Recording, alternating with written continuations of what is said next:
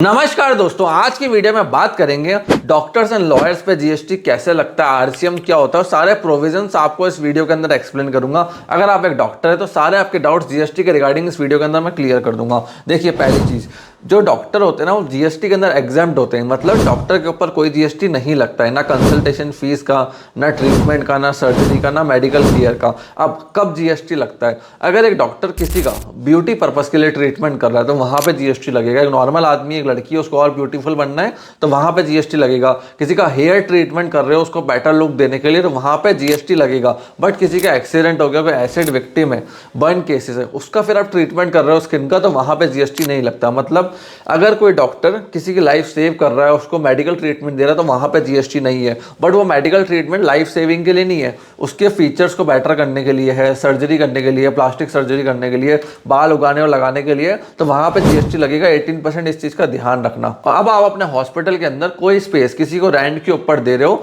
तो वहां पे भी जीएसटी लगेगा, इस चीज का ध्यान रखना।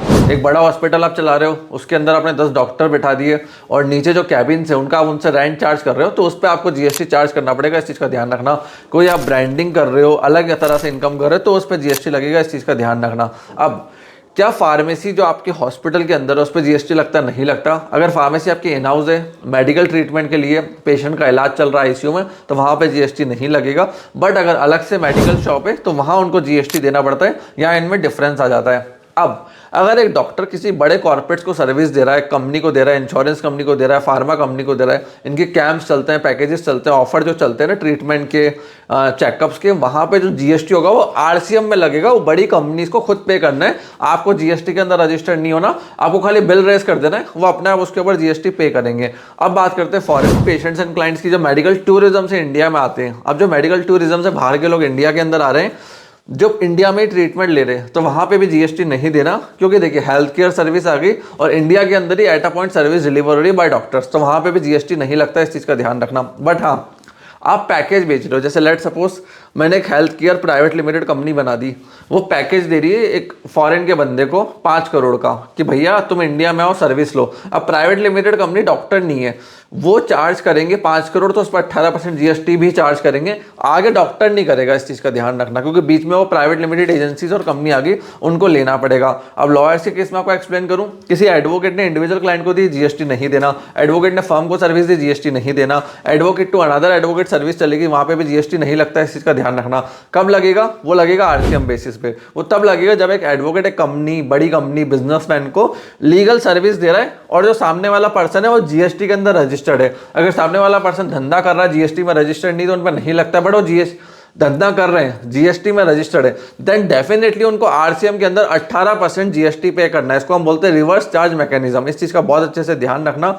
अगर आप बिजनेसमैन हो, आपने किसी लॉयर से सर्विस ली है, आरसीएम में जीएसटी 18% आपने नहीं भरा है, आपको जीएसटी का नोटिस आ सकता है, तो आपको आरसीएम के तहत 18% जीएसटी भरना है। इनवॉइस कैसे रेज करेंगे doctors and lawyers?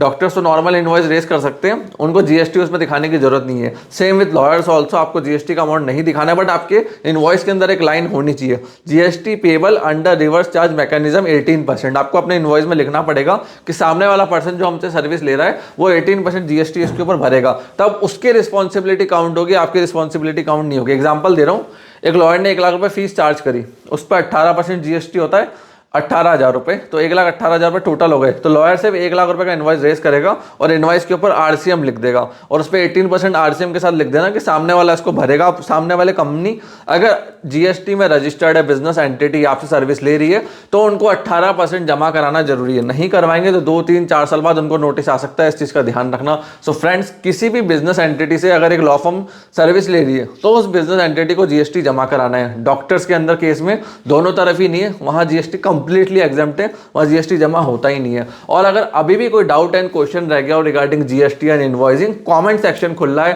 Comment section के अंदर कमेंट कर सकते हैं, हमसे पूछ सकते हैं। आपने इस वीडियो को यहां तक देखा, हम लोग सपोर्ट दिया, उसके लिए धन्यवाद।